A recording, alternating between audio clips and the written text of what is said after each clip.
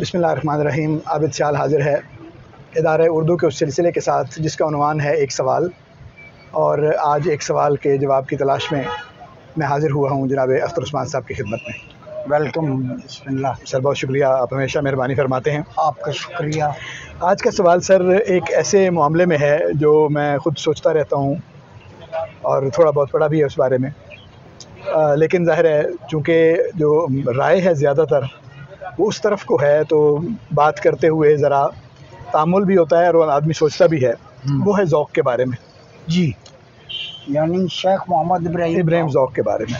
ज़ौक़ के बारे में बात ये है कि आम तौर पर ज़ौक़ के बारे में ये समझा जाता है कि वो कम दर्जा शायर था। और ज़ाहिर है जब आप तनाज़ुर बनाएंगे गालिब को या उसी ज़माने में मोमिन को, तो उनके मामले में तो ये बातें ज़ाहिर है, जबकि तो इतनी दफ़ा ये बातें दोहराई गई कि ऐसा लगता है कि ज़ौक़ कोई उस ज़माने में यानी ऐसा शायर नहीं था कि जिसके बारे में बहुत ज़्यादा बात हो, और गालिब की वजह से और मोमिन की वजह से ज़ौक़ के बारे में निस्बतन कम बात हुई भी। जी, 19 साल की उम्र में ये मैंने कहीं पढ़ा था कि उसने वो कसीदा लिखा जिसकी बुनियाद पर उसे खाकानी हिंद का खिताब मिला। बेशक। तो जो शख्स नौजवानी में ऐसा है और इसने एक उम्र लिखा, तो आगे चलकर वो कैसा हुआ होगा। वाह। और एक बड़ा दर्जा है उसका, उसके शागिर्दों का। तो आज इसके बारे में फरमाइए। हमारे जो सुनने वाले हैं उनमें से एक ने ये फरमाइश भी भेजी है कि अख्तर साहब से कहें कि इस पर बात करें, तो इस सवाल के साथ हम ज़ौक़ पे आज बात करते हैं। सर देखिए, ज़ौक़ उस ज़माने में बादशाह के उस्ताद जी, एक तो यही दर्जा जी हाँ, जो किसी वजह से है। ज़ाहिर है कि ज़ौक़ के फ़न को तस्लीम करना ऐसे ही और इतनी बड़ी सतह पे तस्लीम करना कि उसको अपना उस्ताद करार देना। ऐसे ही। और बहादुर शाह जफ़र जैसा आदमी जो खुद साहिब नज़र आदमी है, साहिब नज़र आदमी शेर के मामले में वो शेर कह रखा है जिसको हम जिक्र करते रहते हैं। ऐसे। अच्छा, आज़ाद ने कहीं लिखा है कि 3 दीवान पूरे और एक आधा और क्या पता क्या ये ज़ौक़ का है, और बाकी ऐसी बात हरगिज़ नहीं। ज़ाहिर है कि 7-8 जो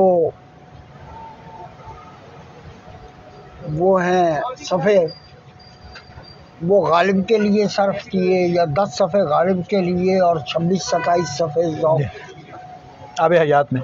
आबे हयात में। एक इंतहा वो है सर, और एक इंतहा ये है जिसके मुतालिक आप बात कर रहे हैं। जी हाँ। ज़ौक़ ने खुद एक जगह लिखा है कि मंजिले इश्क मिला करती है जांबाज़ों को, जी हाँ। ऐसे वैसे तो यूं ही राह में मर जाते हैं। क्या बात, क्या बात।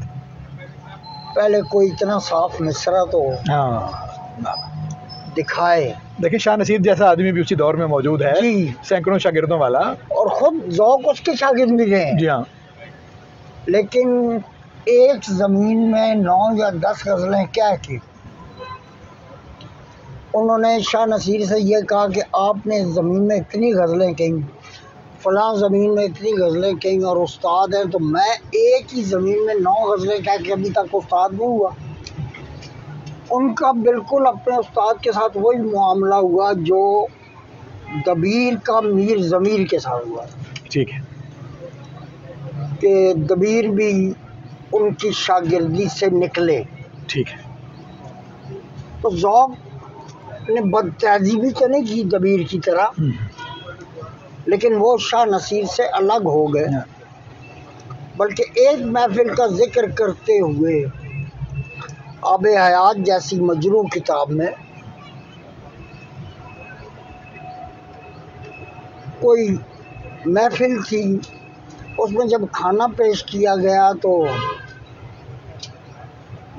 शाह नसीर ने ज़ौक़ के सामने उसको रखा। सर, तो कहा कि खाओ, तो उन्होंने कहा कि इसमें क्या है। तो शाह नसीर ने कहा संखिया है, देखना कहीं मार ना जाओ। तो ज़ौक़ ने जवाबन मियाँ मजज़ूब का एक मिसरा पढ़ा,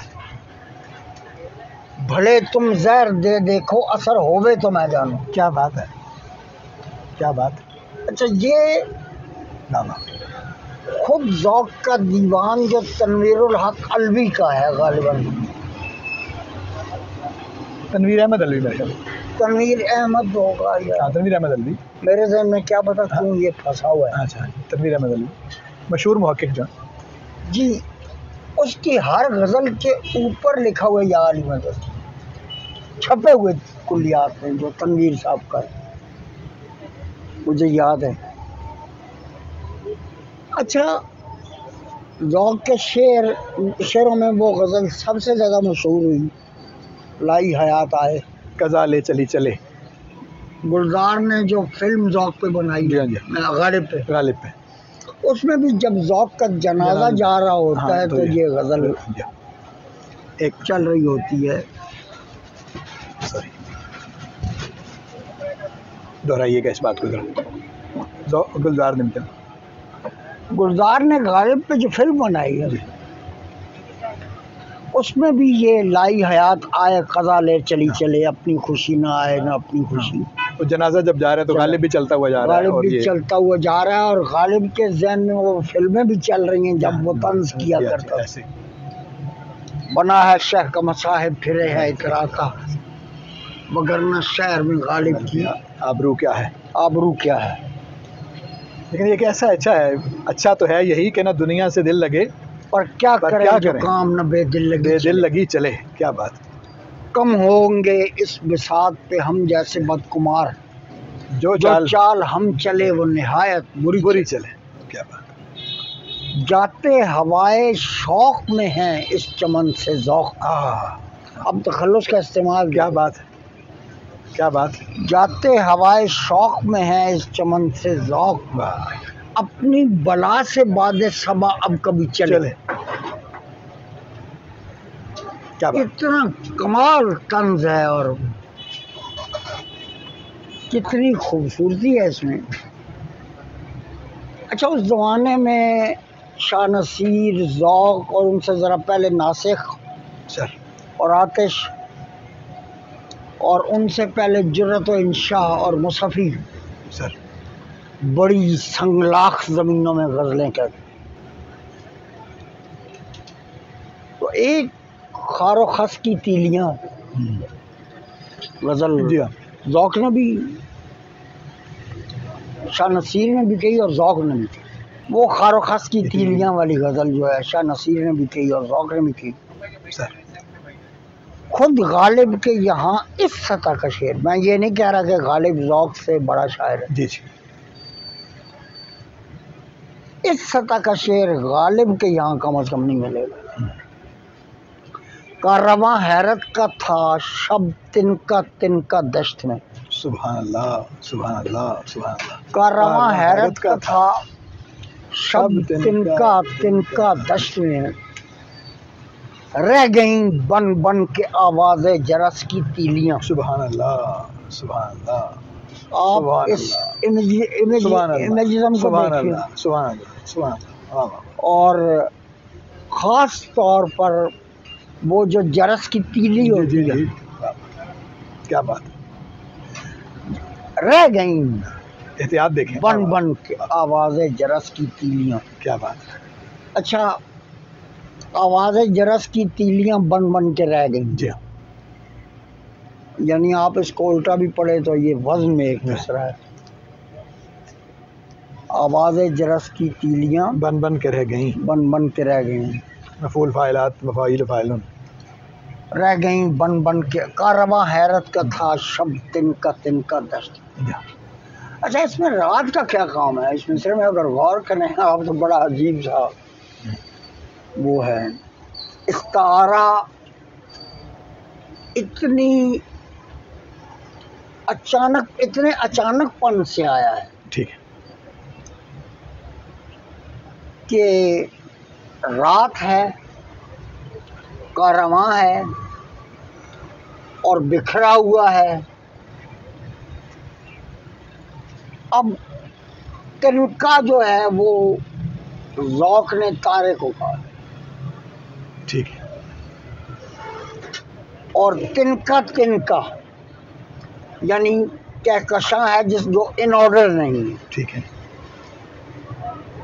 अच्छा, रह गई बन बन के आवाज़ें जरस की तीलियां, ये है कि ये भटका हुआ कारवां बाहम हो के कूच भी नहीं कर रहा।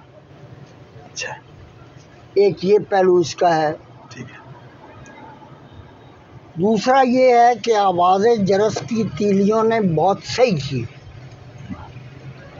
लेकिन वो बन नहीं पाए, रह गई। मुझे पहले वाला जो इसका इमेज है वो ज़्यादा, जो पहला माना है जो मैंने अर्ज किया, वो मुझे बहुत ज़्यादा पसंद है। जस्टिफिकेशन भी उसकी ज़्यादा है, उसकी जस्टिफिकेशन भी ज़्यादा है। और डॉक्टर साहब आप ये देखिए, वो शेर जो मैंने पढ़ा कि ऐसे वैसे तो यूं ही रहा मर जाते, ये वो मिसरा है जो वाकई ये कहता है कि ये उस्ताद का मिसरा है। कसीदे अब लफ्ज़ देखें ना, के बाद लफ्ज़ भी देखें ना, अब ऐसे वैसे भी यूं ही भी इस्तेमाल कर दिया। अब देखिए ना, यूं ही का लफ्ज़ भी ऐसे, यानी ऐसे लफ्ज़ों से बनाया है जी जो यूं ही से लफ्ज़ हैं जी, लेकिन माना कैसा पैदा किया, कमाल किया। मैं कसीदे की बात कर रहा था तो मेरा नहीं ख्याल कि किसी भी दर्जे से कम सौदा के हवाले से नहीं वो तो बराबर ज़ौक़ का, बल्कि मैं आगे समझता हूँ जी, आगे भी है। और मेरा तो ये ख्याल है, यानी तालिब इल्म की हैसियत से, कि गालिब ने ये भांप लिया था जी कि अगर मैं इस मुकाबले पर उतरा जी तो मैं ज़ौक़ का मुकाबला नहीं कर पाऊंगा, तो उसने नया रास्ता निकाला है जी। यानी वो उस जो रिवायत का कसीदा था उसमें वो नहीं आया, जो सौदा और ज़ौक़ तक आती है रिवायत जी, उसने अलग रास्ता निकाला है, बिल्कुल अलग। लेकिन ये इस रास्ते पे नहीं आया, वरना इस मुकाबले पे ना सावन में दिया फिर महेश अब्बाल दिखा, सावन में दिया फिर महेश अब्बाल आ रहा था। ए ज़ौक़ किसी हमदम ज़ैरीना का मिलना, क्या बात, बेहतर है मुलाकात मसीहा इधर से। अब आप इस मजमून को जरा देखिए ना, ये मीर की रिवायत का है ना गालिब की रिवायत का, ये मिसरा है। आप देखिए मसीहा और खिजर जब कहा है तो हमदम देरीना भी साथ लगाया, देरीना का लफ्ज़ देखे ना। अच्छा, फिर इसमें उस हमदम देरीना का मिलना जो अहले ज़ौक़ भी हो, ये भी है जी। और फिर ये नहीं कहा कि मसीहा और खिजर से के मुकाबले में है या मसीहा और खिजर जैसा है, बेहतर है। अच्छा, तो एक दो ऐसे निकात मसलन क्या हो सकते हैं, ये तो हम मिसालें दे रहे हैं, तो नुक्ता क्या होगा कि किस ज़िम्न में हम ज़ौक़ को गालिब से बेहतर शायर कह सकते हैं या मोमिन से बेहतर शायर कह सकते हैं। एक आध पहलू होता है ना जिसमें शायर उठता हुआ नजर आता है। एक तो मैं जसारत नहीं कर सकता, गालिब से तो मैं कभी भी ये नहीं कहूँगा, लेकिन मोमिन से तो बहुत आगे का शायर है। ठीक है, और उसकी नुक्ता, उसकी वजह जो आप पूछ रहे हैं जी जी, उनके यहाँ जो गज़ल का स्वभाव है ज़ौक़ के यहाँ, वो आपको मोमिन के यहाँ नहीं मिलेगा। ठीक है, एक गज़ल आप ज़ौक़ की नहीं दिखा सकते जिसके बारे में आप ये कहें कि ये ना हमवार है। ठीक है, हमवार गज़ल, हमवार गज़ल से मुराद हम ये लेंगे कि जिसके सारे शेर, जिसमें एक रौ ज़ेरी रौ चलती हुई नजर आए, चली जा रही है, जबकि ये खामी अगर असातिज़ा में जितने भी असातिज़े सुखन हैं, अगर उनमें ये खामी है तो वो एक बंदे में सबसे ज़्यादा, जिसका नाम मोमिन है। ठीक है, वो शायद कलीमुद्दीन अहमद ने उनकी गज़लें पढ़ कर रेज़गी की बात। अच्छा, कि कोई कहीं कुछ है और कहीं कुछ है। ठीक है। अच्छा, ज़ौक़ की बहुत सारी चीज़ें ख़ास तौर पे गज़ल में उनके मज़ामीन गालिब से अलग हैं। ठीक है, मोमिन से अलग हैं। ठीक है, यानी उन्होंने उन मामलात को हाथ ही नहीं डाला। नहीं, मसलन आज़ाद कहते हैं कि एक बार ज़ौक़ ने फरमाया, उस्ताद ने फरमाया जी जी कि मिर्ज़ा के शेर को लोग जानते नहीं, मैं तुम्हें उनके शेर सुनाता हूँ। अच्छा। और एक शेर सुनाया कि दरियाए मुआसी तुनो काबिल से हुआ खुश्क, दरियाए मुआसी तुनो काबिल से हुआ खुश्क, मेरा सरे दामन भी अभी तर न हुआ। अच्छा, ये आज़ाद ने लिखा कि मुझे ये सुनाया।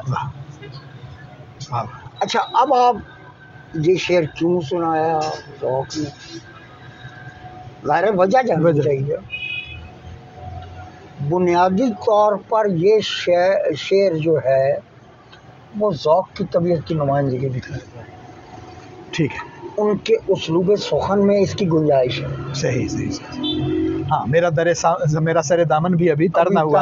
हाँ, ये ठीक है, अच्छी बात आपने छोड़ दें तो फरिश्ते वुज़ू करें, वो उस रिवायत से आता है। ठीक है। एक तो ये बात है। दूसरी बात ये है कि ज़ौक़ ने बादशाह के लिए गज़लें लिखने के बावजूद कम नहीं मुंह में ज़बान पे मिसवाक से वो जो गज़ल है कि ये दहाने पाक से और मिसवाक से, उस गज़ल में एक शेर था जो मेरे हाफ़िज़े में फ़ौरन नहीं आ रहा। मैं ये समझता हूँ कि गालिब के बाद अगर कोई हमारे पास बड़ा शायर, ठीक है, उस दौर में, उन माने में नहीं जिन माने में गालिब और मीर और अनीस हैं बड़े शायर, इन माना में कि जो वाक़ईन उस्ताद कहलाने का मुस्तहिक़ है। ठीक है, और मैं वो उसकी वजह से नहीं, कसीदे की, ठीक, गज़ल की वजह से वो ज़ौक़ है। ठीक है। और मैं कभी भी इस शेर के शेर से नहीं निकल सका। कारवां हैरत का था शब तिनका दश्त में, रह गई बन बन के आवाज़ें जरस की तीलियाँ। हमारे जैसे जो तालिबे इल्म हैं, जो हमें सुनते हैं और गाइड भी करते हैं, उनकी खिदमत में एक बात मैं ज़रूर कहूँगा, बनी बनाई आरा के बजाय ज़ौक़ का दीवान पर। क्या बात है, बिल्कुल सही। उन्हें ऐसा नगीना मिलेगा, ऐसा शेर, ऐसा मिसरा कि बड़े बड़ों को भी नसीब नहीं होगा। ठीक है, आखिर पे ये बात फरमा दीजिए, वैसे तो कभी हम मोमिन पे भी बात करेंगे तो इसको दोहराएंगे इस बात को जी, लेकिन यानी ज़ौक़ के इस खसूसियत के और इस ताकत के बावजूद जी, उस दौर को गालिब और मोमिन का दौर कहा जाता है तारीख़ी अदब में। मोमिन का तो वो एक वाक़या है। जी जी, तो मोमिन किस तरह निकलता है ज़ौक़ से? एक वाक़या है कि गालिब ने कहा कि इस शेर के बदले में मैं दीवान दे दूं। नहीं, वो तो ठीक है। अब वो शेर क्या है, मैं तो नहीं समझता कि वो गालिब ने पीनत में कह दिया। जी, जाहिर है, वो तो ठीक, किसी नशे की हालत में कह दिया होगा, वरना ये तारीफ करने का एक अंदाज है, एक सलीका है ना, बात करने का एक तरीका है। उसी गज़ल में एक शेर है जो मुझे बेपनाह पसंद है, ना तवानी से दम रुके तो रुके, मैं किसी से खफा नहीं होता। नारसाई है मेरा ख्याल है, नारसाई से दम रुके तो रुके। अच्छा, हाँ, मेरा ख्याल है जो मेरे हाफ़िज़े में ऐसे है, मुमकिन है, देख लेंगे उसको।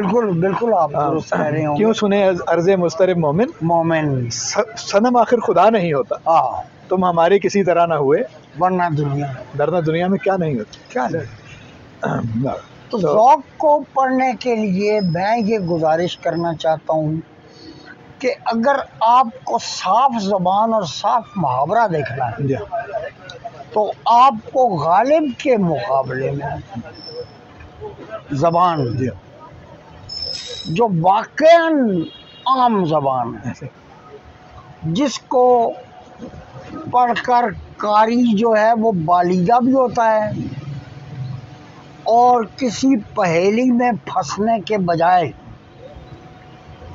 उस रास्त इजहार के हुस्न को भी एंजॉय कर सकते। क्या बात है ऐसे।